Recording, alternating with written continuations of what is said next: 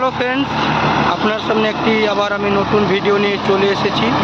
ভিডিওটা হচ্ছে যে মেসি ফরগুসন ডাইনা স্মার্ট 254, যেটা 50 HP গাড়ি।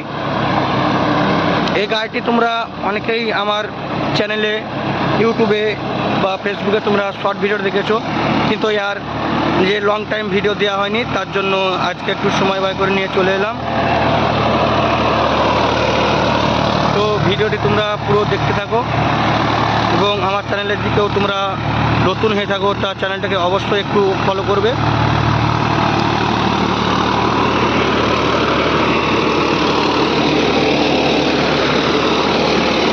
গাড়িটা মিডিয়ামে 2 নম্বরে চলছে এই গাড়িটা।